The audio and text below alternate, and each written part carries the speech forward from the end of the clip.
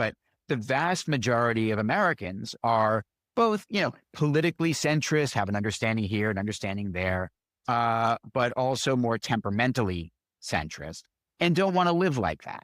But what we were seeing happening was the extremist personalities were silencing the vast majority of people who are just trying to get through life with like a little bit of peace and dignity long enough to die in peace, and no one who has time for this shit. And I'm not going to go online and start arguing with somebody about something until I get a death threat for what, like trying to bring reason. Like, no, I got kids. I'm just trying to keep my job. And, certainly during the pandemic, just trying to survive.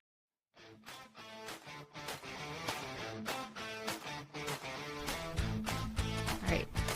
I'm Laura Forcum, president of the Independent Center and a former marketing professor.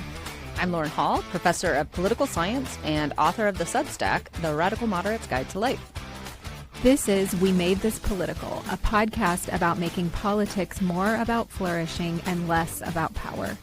We talk about living together in families, communities, and as citizens, drawing from our backgrounds in psychology and political science, and as parents.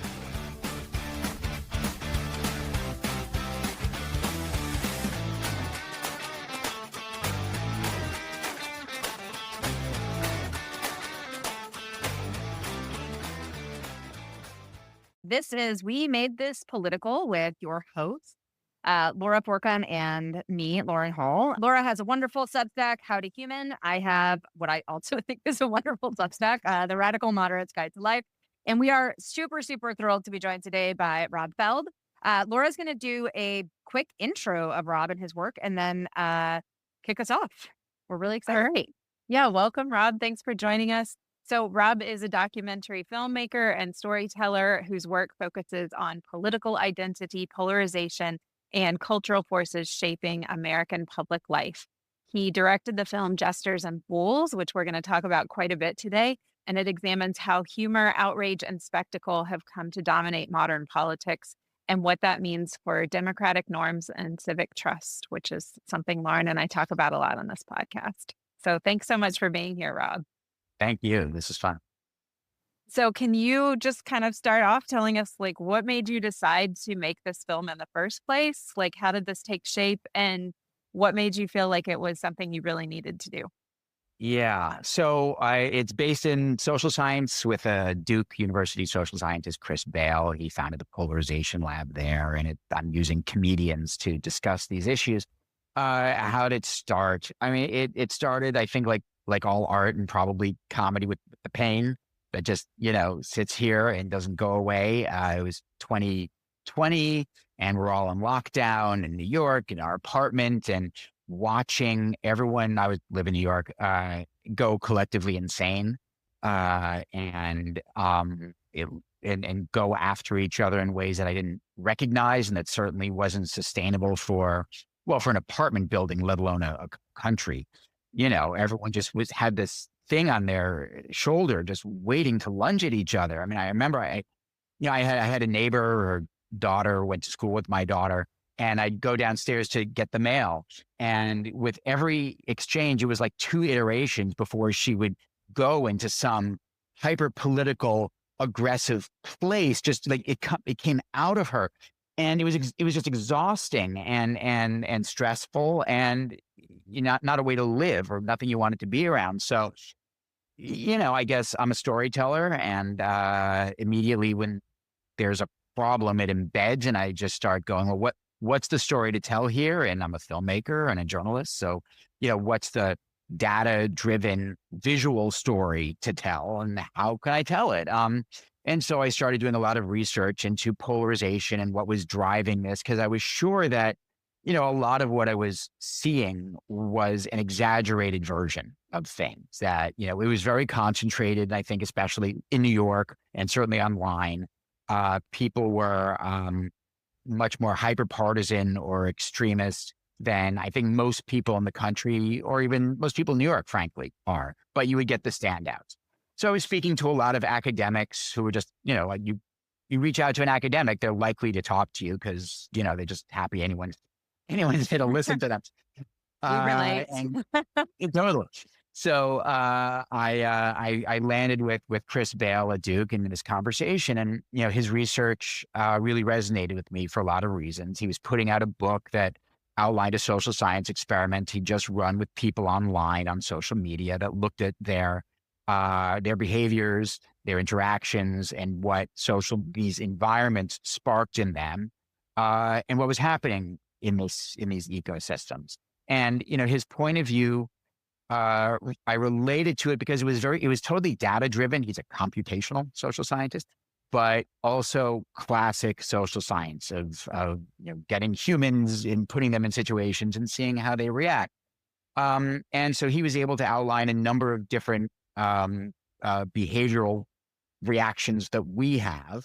And I loved that he didn't take agency away from us, right? He did a lot of the analysis you might read would be, oh, it's these algorithms and they're just manipulating us and we're subject to these algorithms and that's all we can do. And his point of view was, no, actually, there's a lot of myth busting to be done. We're not so easily manipulated, in fact. And if we go in armed and aware a little bit of what these things do, these social media platforms do, we can recognize ourselves, we can recognize others much better and diffuse our reactions to something crazy that we see online.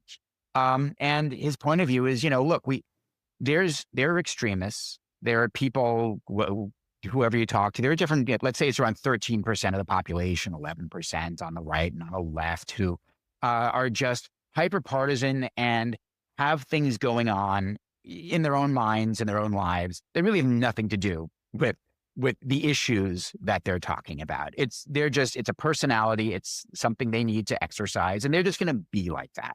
And there's not a lot you can do about it. But the vast majority of Americans are both, politically centrist, have an understanding here, an understanding there, but also more temperamentally centrist and don't want to live like that.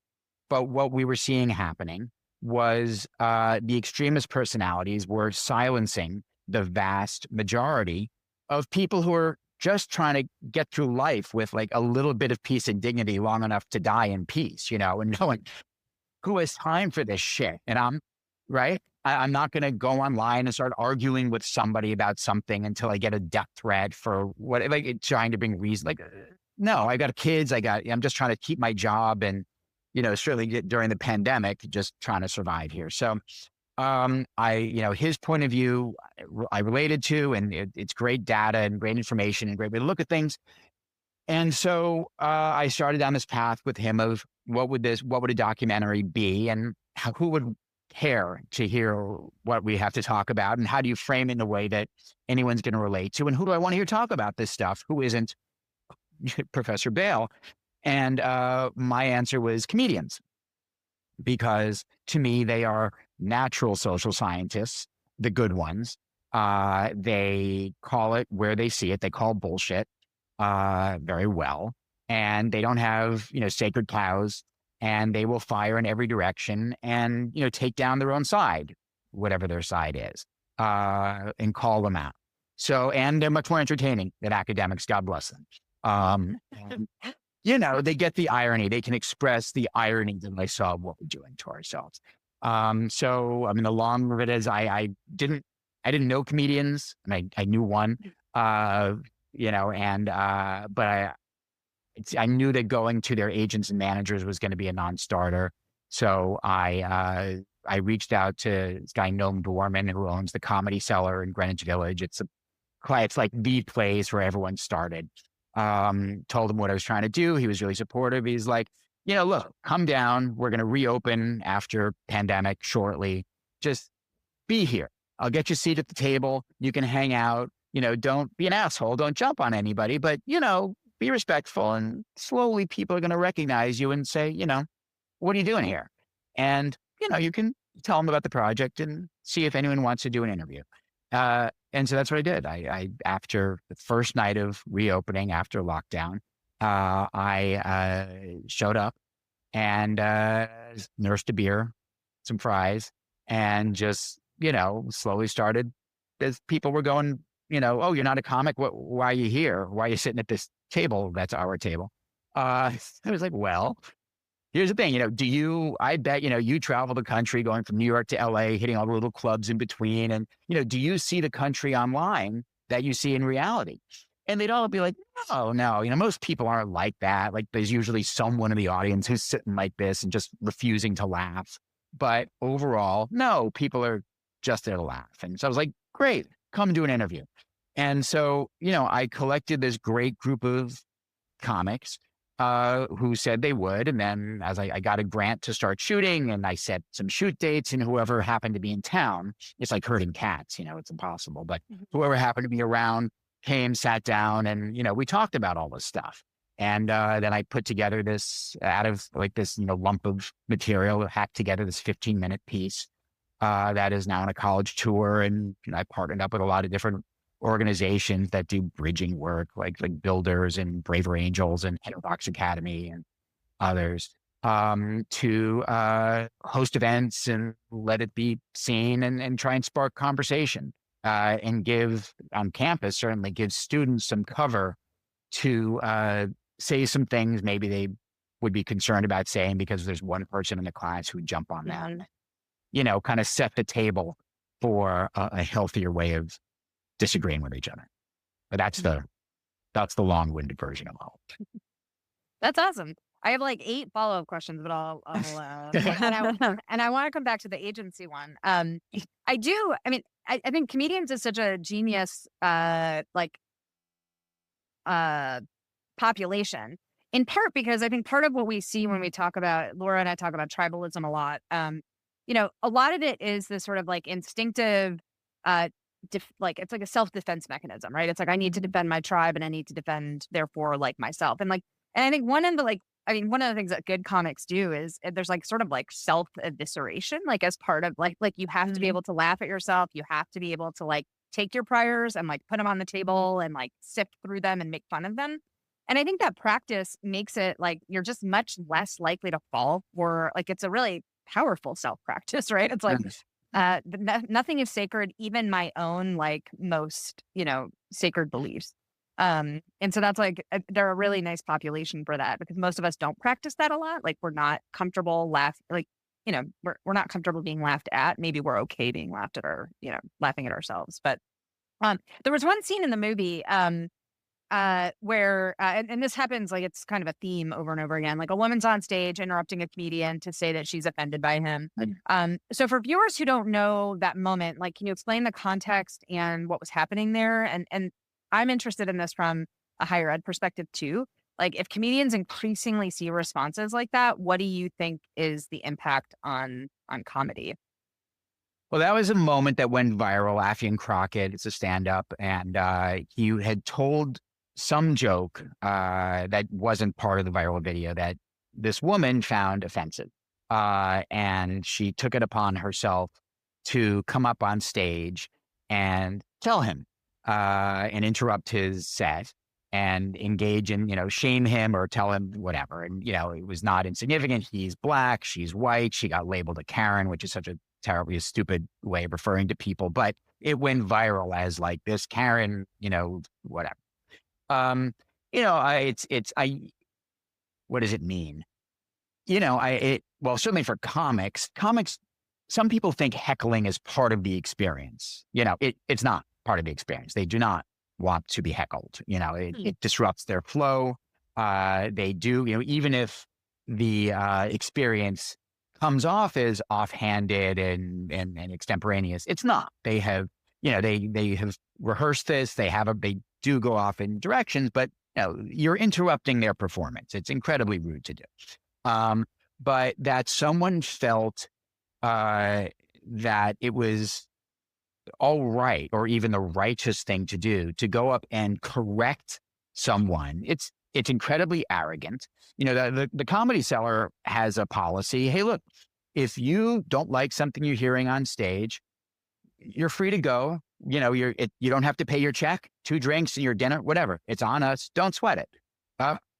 And you're welcome to leave. You've come, however, to this space, which is a free speech or free expression space where people try things, and you're in for it or you're not. And you can be offended, and that's fine. Jim Norton in the movie says, I've been offended by jokes, but if you think, well, therefore something should be done about it, well, that's where you're really off base. And, I think this culture had emerged of, I'm offended, and therefore I'm justified, whether I had reason to be offended or not. I am justified, whether I'm speaking for myself or I think those people over there would be offended. So I'm going to come and shut you down. There is no way to exist with each other, either in comedy or I think in just civic dialogue, like that. You have to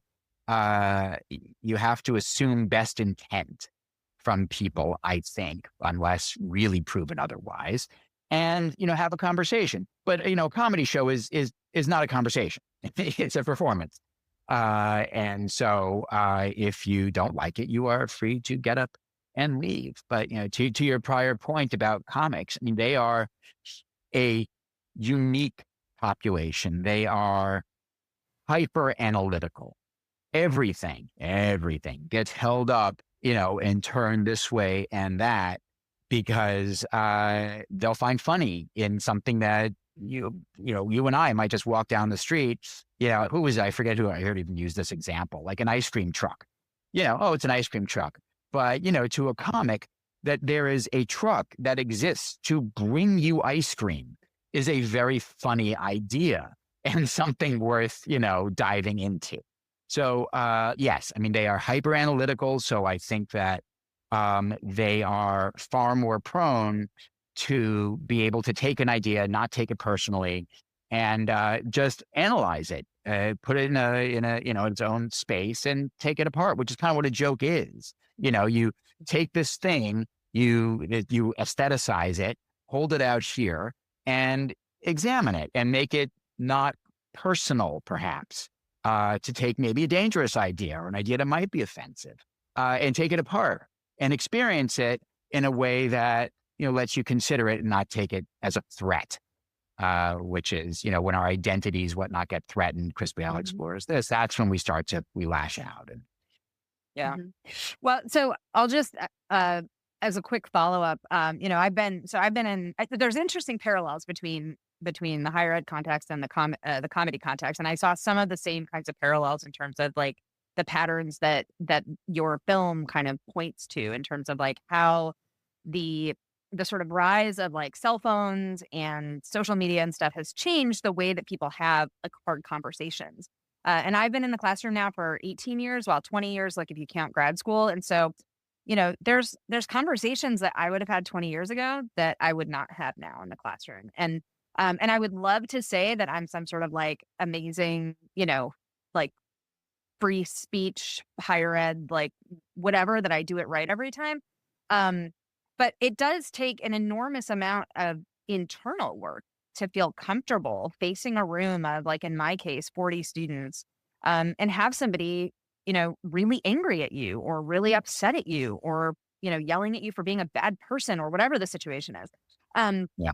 And I'm actually, like, as a grown-up, I feel okay handling that. And I think classrooms are different because they're meant to be interrupted. Like that's where the parallel kind of breaks down. But one of the things that I do think that this has really affected is that my students aren't comfortable speaking. And so we've taken the classroom space, which used to be a space to explore. I mean, I loved John Tomasi at one point. I was at it's like way back in the day. He talked about undergrad as being a sandbox for ideas. And it should be, right? But I have students who are so scared of, they're scared of each other and they're scared of hurting each other's feelings.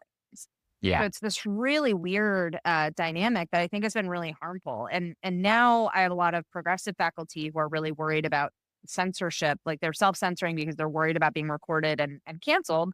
And I sort of want to like gently point out to them that like conservative faculty have been struggling with that for like, Sure. bit like 20 years before now. Sure. So, Sure. I think we're all like in this sort of race to the bottom. But anyway, I think the same kinds of, what I loved about the film is showing this kind of trajectory. And I think we're seeing this, to your point, it's not just comedy, right? Like this affects the way that we think about like how we talk to each other and how we communicate with each other and the relationships that we have with each other in like a much broader way. Yeah. I mean, to your point. So the film is, I mean, it screened yesterday at, in South Carolina or North Carolina University, and actually this afternoon at University of Michigan in classrooms where the faculty are using the film to first present, hey, here's, again, like I said, like a table setting, and then give the students cover to say something because, a famous comedian, Colin Quinn or Moama or whoever said something, and you see across the room someone laughed, and you go, "Oh, I'm not the only one in the room." And there are experiments where people people are shocked when they find they have little dials that or buttons they press when you agree with something, right? And it's secret, and then you show at the end, oh, most of the room agreed with the same thing I did, and there's two people who didn't. And you just think because the loudest voices are the most extreme voices, that you're in the minority. And so lifting the middle, and again, to Bale's point is, if most people keep in conversation, if they don't disappear from conversation, that doesn't mean you have to engage with the crazy, don't, but a little bit of, allow a little bit of friction. If something crazy gets said, right? You can go, well, I don't know about that, and just give a little bit of friction. Other people feel, emboldened to not disappear. But yeah, I've seen it many times, where students are afraid of, or in law school. I know somebody who, she was in law school, and the professor would say, "What do you think?" And silence. Silence. You're supposed to be making an argument, in law school, but they're afraid if they said anything off, track for one person, they're going to be on social media. They're not going to get an offer from a law firm. Like their careers are done before they ever go to law school. That's insane. And, in some part, look, in large part, the institutions enabled this. They've, viewed the students as consumers rather than as guests at the universities, and so, hey, the customer's always right. Right. And so they've enabled it, and now, there's a backlash. We're seeing a backlash from the other side, and we'll get through this, and then there'll be a backlash. The other, like this pendulum, I'm afraid will continue to swing until people just get exhausted of living like this. And we hope we go back to normal, but I don't think we're there yet. Yeah, I have to say, like my experience teaching, even when I started at the very beginning, one of the words that like somebody who hired our students used to describe them was fragile. And what she meant was that they couldn't take pushback on their ideas. And I saw that in classroom discussions where if somebody said something that was absolutely factually incorrect, and I had to say, no, I'm sorry, actually, that's the wrong interpretation. This is the way, this is the answer, right? And I don't mean it's something subject to interpretation. I mean like a statistical reality, right? And so when I had to correct that for the sake of the class, that student would be hostile. I could often like see in the evaluations like a couple of like zeros, and I'd be like, oh, I know who those are. That's right. Right. And so like there are all these forces kind of coming together, I think, to create an environment where, comedians can't do their work. You can't have these like robust exchanges of ideas. And, I don't think anybody's arguing here that like we should let comedians be verbally abusive or that we should let students tear down faculty members or vice versa. But, I do wonder like what happened to our ability to sort of like butt up against each other with disagreement? Like, where's that trust gone? Is it like you were saying, Lauren, like it's a factor of like people have cameras, it's going to be put online, I'm going to look terrible. Or is it something else that kind of predates that? Yeah. I mean, Sorry. what do you think? I mean, obviously John Hay writes on this stuff a lot, but you, what do you think? Because you'll be more expert in this than I. Well, my theory, and I want to hear Laura if you have one too, is that I mean, I think we're just not adapted for this environment where we interact with strangers all the time. Like, or we interact with like people that we don't know. Like, if you think about like 50 years ago, you had a pretty small network. Like Dunbar's number is this famous number of like the average kind of network size that like it's the average number of like known individuals that you can kind of like keep in your head at one time. And it's about 150, right? And so Dunbar's number is based off of a lot of social science research, but also there's like an evolutionary component, which is that's like roughly the size of like hunter-gatherer bands before they get too big that they have to like fracture off, right? Like conflict gets too great. And so I think that kind of thinking is really important. Like it's actually not normal for us. Like our brains aren't cognitively set up to be able to like handle a lot of uncontrolled social interactions with people that we don't know well. And so I can disagree with my dad all the time. Like we can have like my family has like raucous political and like religious conversations all the time because we have like a deep embedded level of trust. And I don't have to worry about saying anything that like, I mean, they'll disagree with me like all day long, but like I don't have to worry about someone storming out or like being, disowning me or whatever. But that's really like a lot different when I'm on like a 2,000 person Facebook group, or if I'm in a classroom of 80 students, none of whom I know. I think there's a lot of like, it's a totally different cognitive, like setup. Right. And so I think we're just bad at it. Like we're bad at it for like understandable reasons. And the more that we engage in online spaces and in these big public fora where we do not know the people that we're interacting with, we don't have existing connections with them, and we don't have cross-cutting identities. We had a really amazing conversation with Emma Adams of Mormon Women for Ethical Government, and one of the things that I think is so interesting about that example is that they're able to have hard conversations because they have this cross-cutting identity of being LDS that like underscores or undergirds the other hard stuff, right? But we don't have that like online, and we don't have it in a comedy club, right? You don't know who all these people are. So I don't know. I think like interacting with strangers is something we are just not evolved to do very well. Yeah. And we also sort of like, a little, I totally agree with Lauren's take. And actually what you're saying reminds me of something that's in the film, which is we created this social media environment where you get attention by being outraged. And like, this is, I forget who walks through this in detail, but they're saying like, if you point out that something is outraged, right? Like you get people looking because they're curious. You get people looking to weigh in and say, that's not outrageous. That's great. And then you get people looking in to say, I am actually outraged, right? And I'm outraged, you're outraged. And it's like this incentive structure that I think makes it so that it's more profitable to be outraged than to like come to agreement.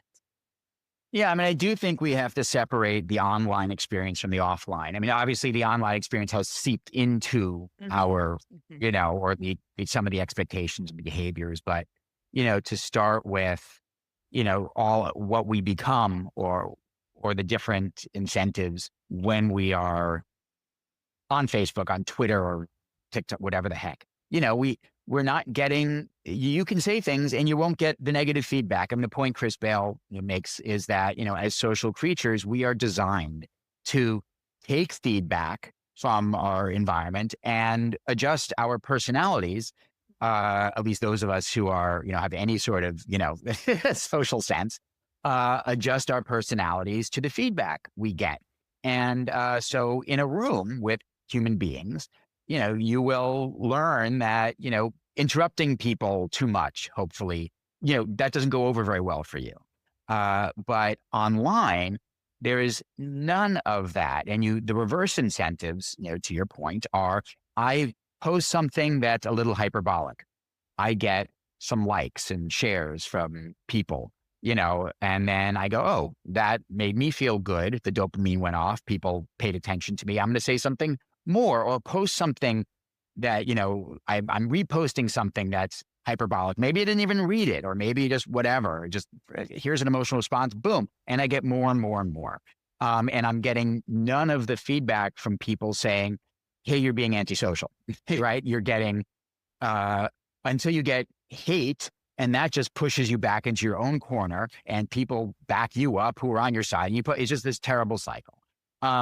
And so, if you live in that environment, you might take some of that stuff with you to a real environment and think, hey, it's now incumbent upon me to say something extreme here. And somewhere, I think people are backing me up, or somewhere I'm getting, incentivized or affirmed for doing this.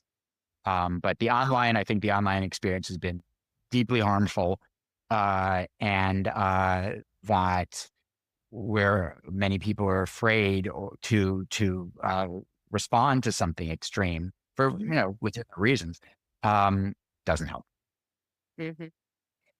Your point, the one that you just made, I think is really interesting. There's, I think that question of the kinds of feedback loops that exist, and the incentive structure of these interactions is something I think about a lot.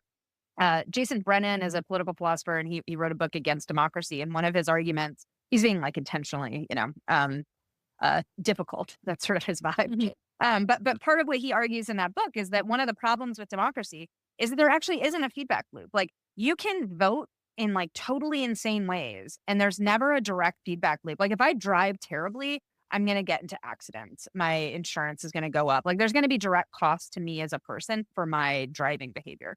There's no direct cost to me as a person for my voting behavior, right? In the aggregate, sure, like if a lot of us vote in a crazy way, then we see these, but the distance between the behavior and the outcome is so great that people are able to sort of separate themselves from, which allows them to sort of hold on to like political beliefs that are irrational. It allows them to like defend those beliefs even when they don't make sense. And then when you compound that with an online like environment where you don't have like people in your immediate circle saying like, you are acting like a nut job, like, please stop, like, or like, you're alienating the Smiths, right? They came over for dinner. Like, I think that this question of the incentive structure broadly, and then you add in algorithms and things like that.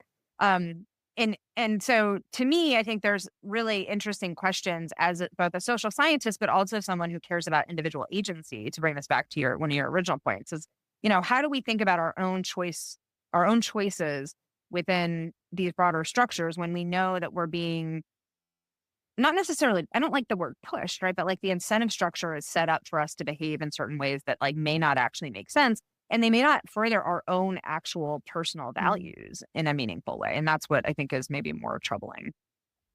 Yeah. I mean, some of it I imagine is we have to be more deliberate, and conscious than we are used to being. I mean, to your point, we are not, your earlier point, we're not made for this.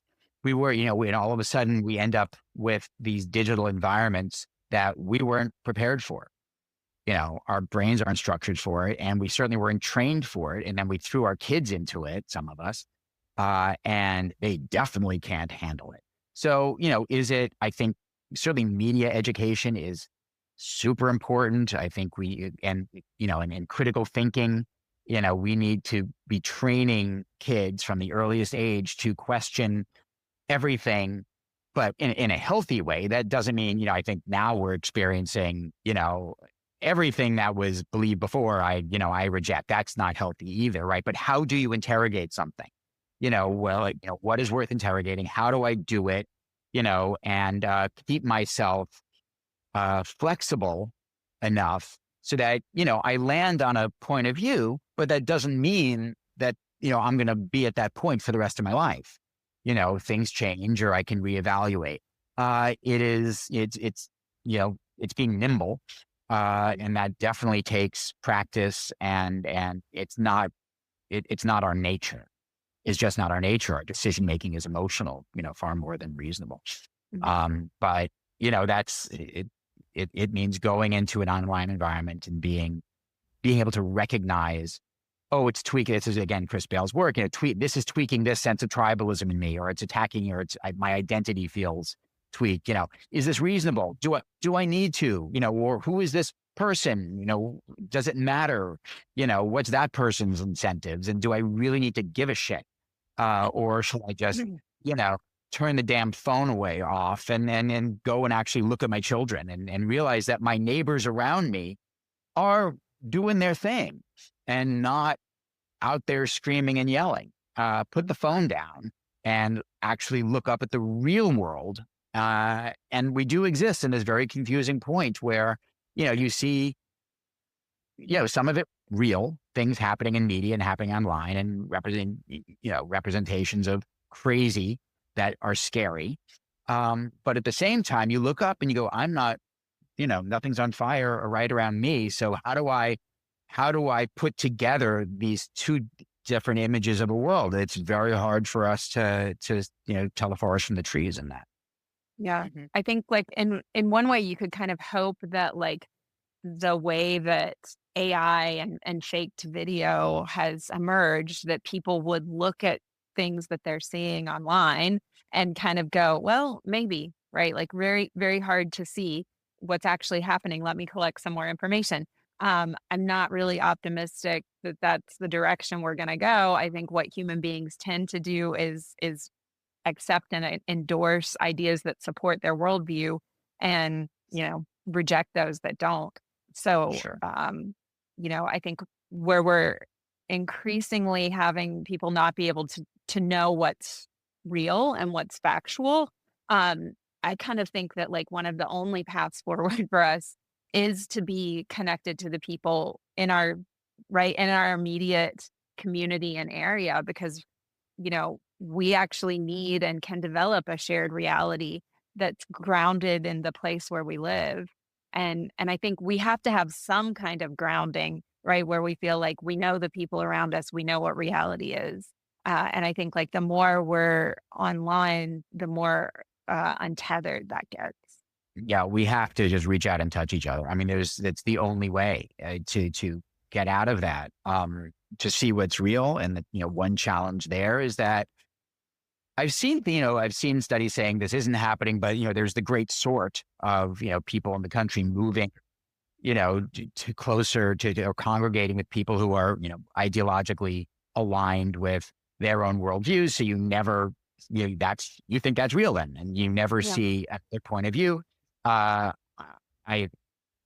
seen studies say, no, that's being overstated. True or not, I don't know. But, certainly, you see people congregating and reaffirming each other's, biases, and being not accepting people who might disagree. So people get quiet and they're afraid to disagree with each other. That's terrible. It's bad for the people who are being silenced, and it's bad for the people who are maybe inadvertently silencing others, because you don't get to test your ideas. And if you don't test your ideas, you're damn sure to be wrong about a bunch of them. Yeah. Before we got online, before we went live, we were actually talking about sort of parenting. And your question or your comment about kids made me wonder, how do you think, like, given your work on the film, given the research you've done now on polarization, like, how do you approach social media with your kids? Like, they're at that age where you have to start thinking about They it. have nothing. Nothing. No screen, no phones, no, they barely watch television. I mean, they're readers, God bless them. They read like monsters. But they will not have, they're 8 and 12. They will not have smartphones, as far as I'm concerned. I'll be paying for until they are, I don't know, maybe in college. I didn't really see a need for it. I mean, at some point, I think a flip phone or whatever, that's just a phone so I can reach them, makes sense. Certainly, I mean, reality may hit the road at some point. There might be a practical reason, but certainly no social media. Zero reason for that. I make them, they do have like Google Chat through Google Classroom, whatever. I'm like, pick up the phone, call your friend. Just call them or do FaceTime or whatever. Fine with that, but actually talk to them, and there will be none of this typing messages bullshit. I don't know, like I'm being draconian about it because in part as a parent, like I can't litigate everything, right? I don't have time or brain space. It's just, you got to be, on or off. And so off is my default for everything is no. And, and then I can be convinced otherwise over time, but let's start with no, and go from there. Yeah. Yeah. We just had a good conversation. Laura and I have very similar kids at similar ages. Well, not similar kids, but like similar ages. But I have a 13, a 10, and an 8-year-old. And the 13-year-old, she does have a phone. It's locked down, partially because we just need to be able to like coordinate with her for like sports and theater and all that kind of stuff. But one of the things that I've been really, really working with her on, because she has been slipping into like, like getting on YouTube on her, like, through the browser or whatever. And I'm just really trying to explain to her the research on what it does to attention, what it does to like, like the fact that it creates this like dopamine rush. Like there's all of this research on, it's meant to be addictive. It's meant to like get us, and I mean addictive, like, I don't want to get like the weeds on like whether it's a true addiction. Like I know that my phone usage feels addictive sometimes, right? Yeah. And so that's all I care about, right? And so, I think it's really important. Like I think your point about media literacy, I think it's really critical with this generation to have conversations with them, about, first of all, boundaries, right? And I think your boundaries are excellent. I have looser boundaries and I'm less happy about it for a lot of reasons. But I also think like, yeah, like we need to help them understand like the science, help them understand like what it's doing to them, to their relationships, to the way that they think about the world, to their attention span. Like we push chapter books, we push physical books. Like we want them to be able to get, like, I want them to be able to get into a flow state on their own instead of like, this like scrolling behavior. So anyway, I think those are like the things that I worry about a lot, but I'm also trying again to like make sure that I'm focusing on the things that I can control as a parent and making sure that I prepare my kids as well as I can for when they're 18 and I, can't lock down their Right. phone, I mean, look, I do think that as I talk to friends and parents, whatever, they say, well, they're going to do it anyway, or they're going to whatever, they're friends, they're going to be social outcasts. And I just have a very different point of view on all of it. Like I'm the boss. Like that's it. Like they're alive. Without me, they're not alive. Right. So that's what it could. They don't eat. They don't have clothing, shelter, all the major things. Right. So, what I say is going to go. And this idea that they're my partner and raise it, like, I just don't buy into it. And it's look, my wife is a Soviet refugee, from like, she got here when she was 3, but, also just kind of an old world mentality that is very helpful because, we have stories like her parents standing on lines, Soviet bread lines for you just saw a line you got on it. You didn't even know what they were giving out, right? So you can throw that stuff at them and say, I don't want to hear your nonsense. You're not on a bread line. But I think starting, from just their earliest consciousness with the mentality of, there's no screens. Occasionally I'm going to show you a movie that I choose and I think is appropriate for you. And that's treat. And otherwise, here's a book. Read Jonathan Haidt, which, the 12-year-old is, Dickens and whatever. And so starting early with here's your family and, we pay attention to you. You have more attention you could ever want, and you're loved and you're whatever and all. So you don't need to be on a screen. Start there. And I think even, I think those environments would feel very alien to them and very strange, because they just didn't start with it. I think that early programming is important. Yeah, definitely. And we don't get too much pushback so far. I got to say, we don't. Once in a while, something gets said, but I think it's really more just as a test. It's not like the old one's craving a phone. She really isn't. Sorry,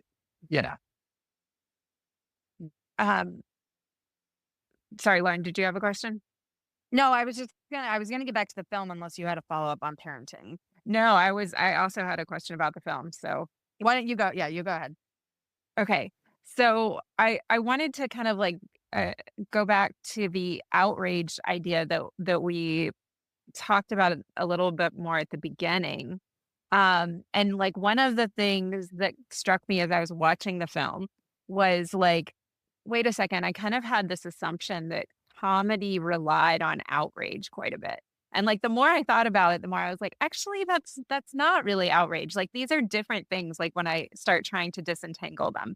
Um, and like I think the opportunity that these comedians are describing when they're kind of walking you through the work they do and the problems that they're confronted with kind of shows that like outrage is like turning off the ability to really examine something, right? I think Lauren, you've said this before, it's sort of like shutting down the prefrontal cortex of the brain.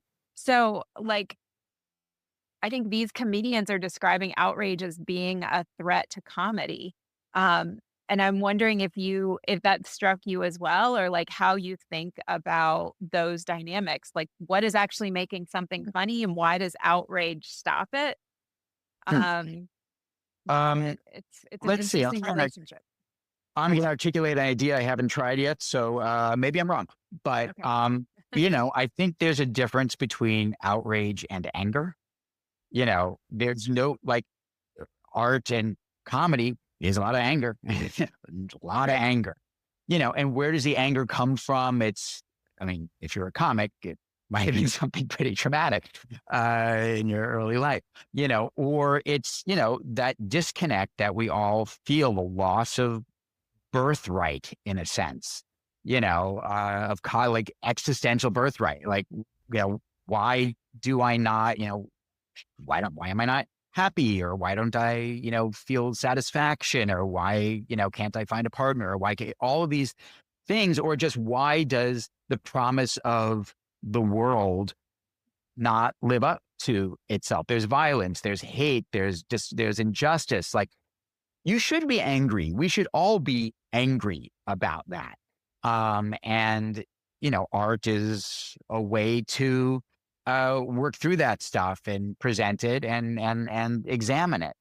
Outrage is much more feels to me kind of an out of control emotion, and it's could be performative, but it's venting. And anger, you're angry at something, and so you can approach it and examine it. And outrage, just gets spewed. Do I have it here? Oh yeah, it's funny, I do. This great book by Jeffrey Barry, Sarah. So I've never known how to pronounce her name so broad. The Outrage Industry is a terrific examination of media and how outrage became this driver of media coverage and addicting people to different media outlets, and how it became our conversation, how we express ourselves. And it's not productive. It does not allow you to interrogate an idea if you are outraged by it. So, comics express their anger, their pain. They get up on stage and bravely, strip and examine themselves, examine idea through themselves as, their own lens. And maybe, if you look like a Lewis Black, it sounds like outrage, and it's outrageous, but at the same time, that's a presentation. That's, you've got to remember that, a performer goes up on stage, maybe puts on a costume, you're Lady Gaga and you put on the whole thing. But, that's an aestheticization of, an idea, of a conception and a way to express it that's different than what you do in life, right? You can't be in life how you would be on a stage performing. You shouldn't be performing, right? You should be living. And part of that is, and it's questioning yourself and your own thoughts and actions all the time. And you can't do that through outrage. It boxes you in. It boxes your own, it boxes you in because you've created a how do you back off of your outrage in front of other people? You've jacked it up to 11. How am I now going to go back to 3 and be like, well, actually, that doesn't happen. Yeah, you actually use the word in the research literature on emotions we see quite a bit, which is that anger is an approach emotion, and it actually it brings people together to resolve conflict. And anger is not usually the basis for physical fighting. That's a different process. But anger to resolve unfairness or injustice, right, or to correct behavior, that's all like that. That's a unifying kind of system. Outrage is closer to disgust, I think, which keeps people back, right? And it says like, keep this away from me. It's unhealthy. It's bad. It's dangerous, right? So like it seems like there's not a lot that can be resolved if you're in that outreach space, right? Like it's protective. And if you're trying to sort things through, like comedians are doing, right? Like they're actually inviting people to join them and look at this thing together more closely than we would otherwise be inclined to do. And that's something like people have to come together to do. So that's true. There you go. See? Yeah.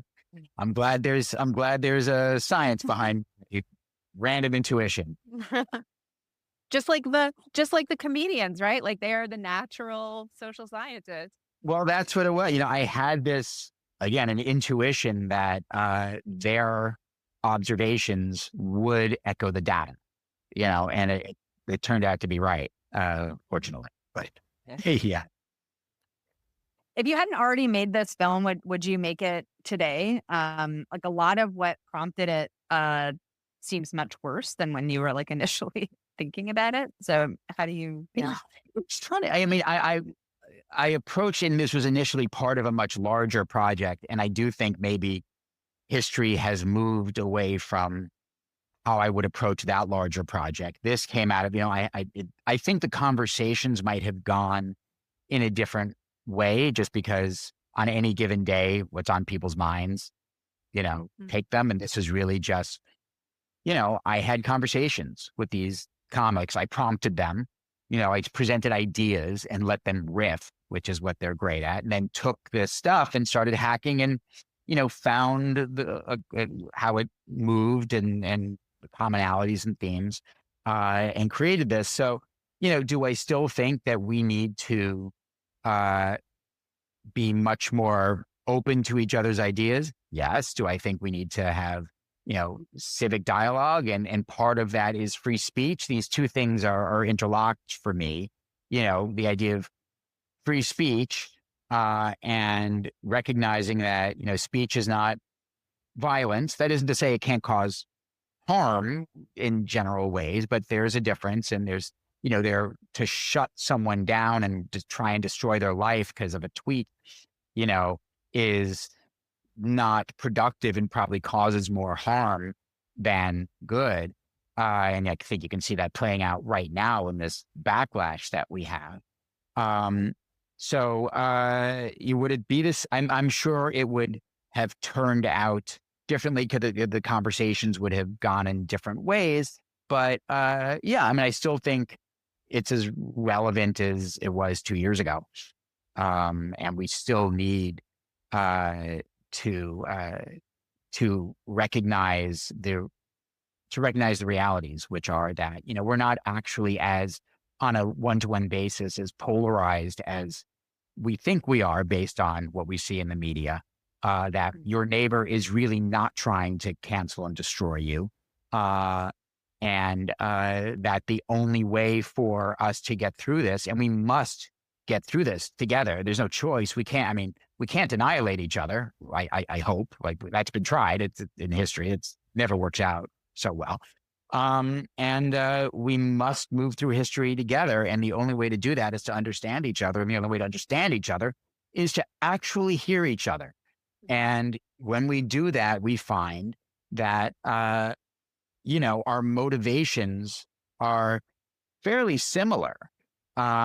Few people are really just hateful, and Daryl Davis is one guy. He's he goes out and he's a Black jazz musician. He goes out and talks to Klans members. and converts them basically, because their fury and their anger is not really about him, or it's about everything else, and you can break through it.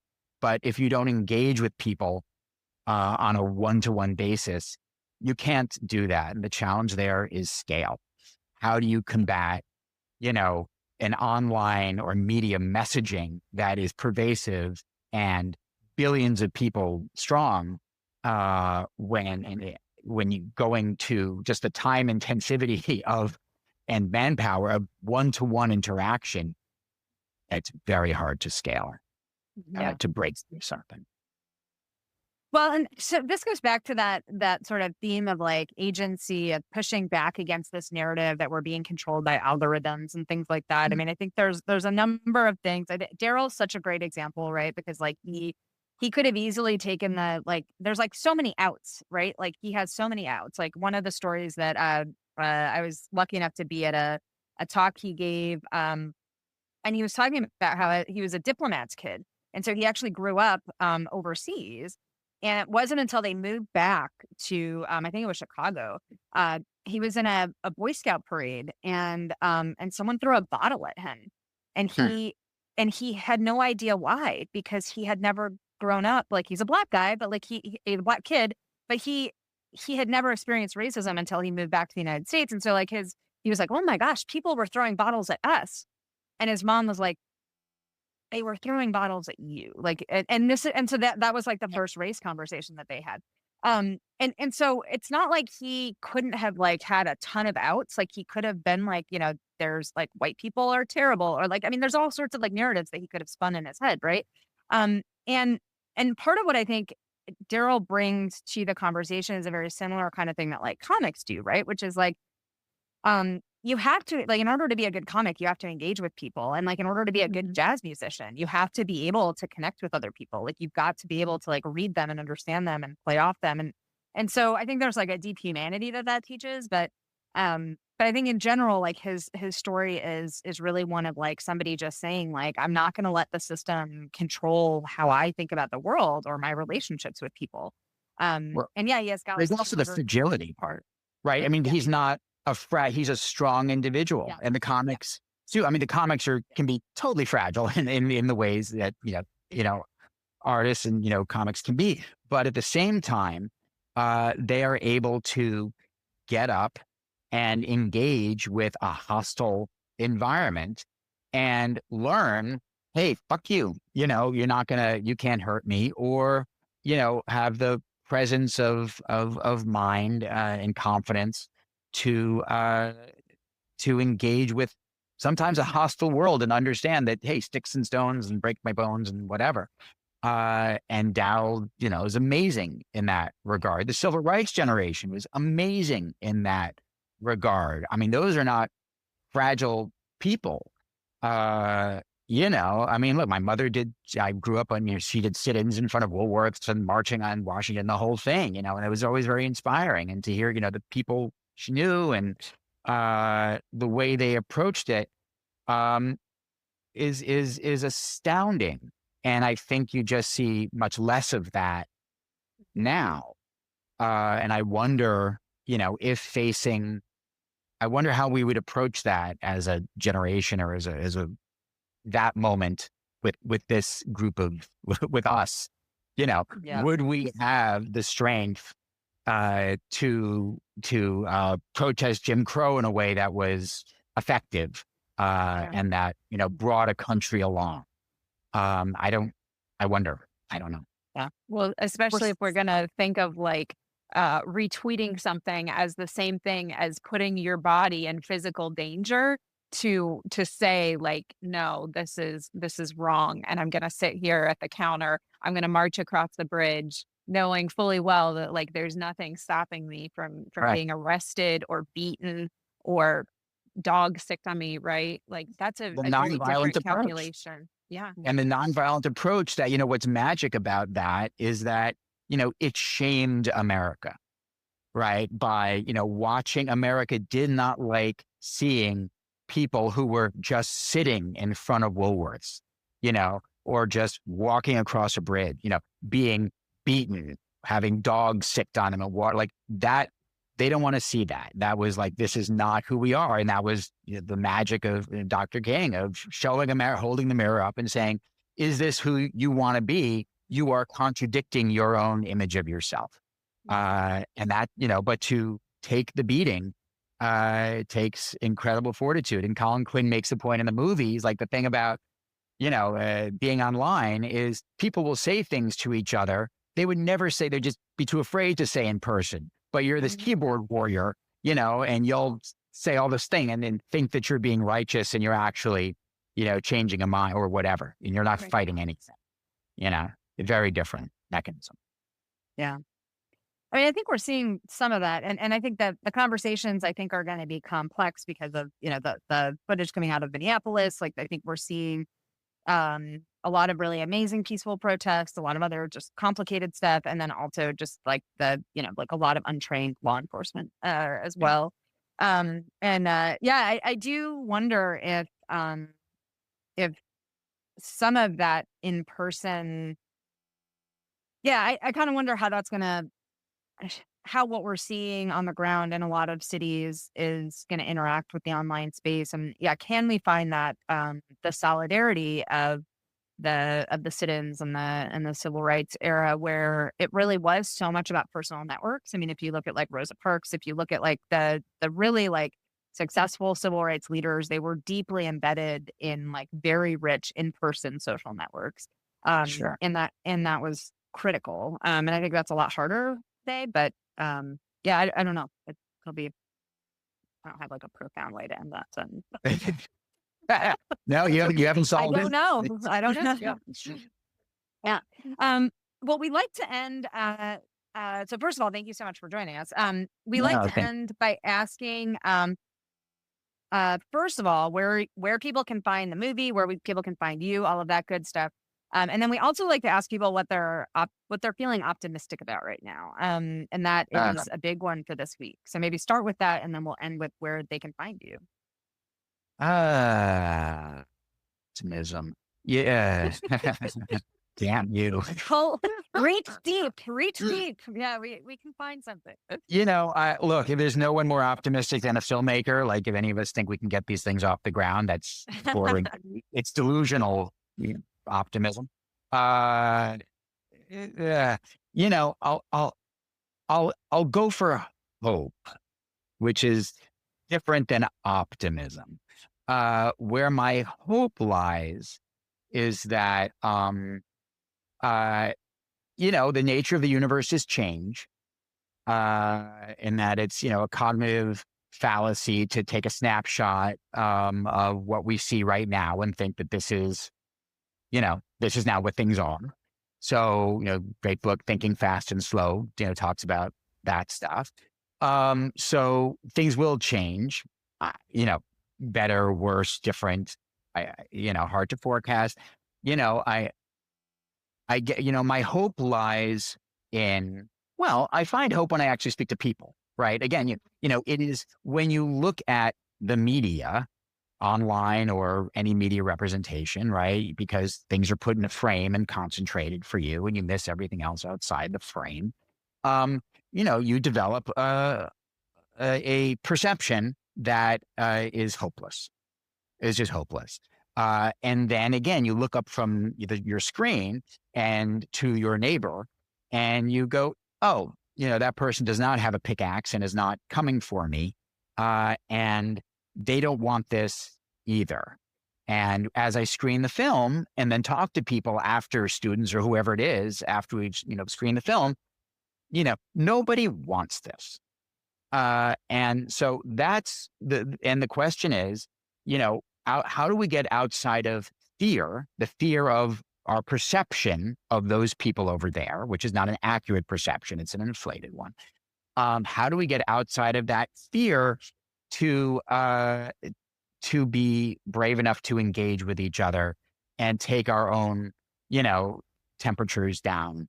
And so my hope is with exhaustion, that at some point we all get exhausted I don't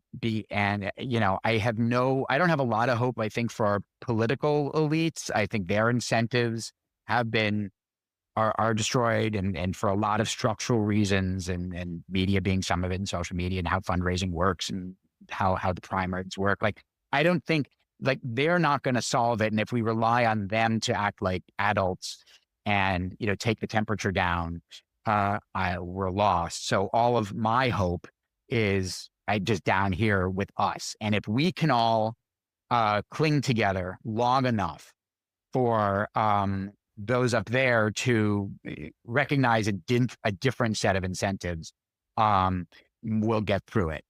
That's where my hope is. Optimism's a different story. I like it though. We can have a low bar right now. Where can people find you? Where can people find the film?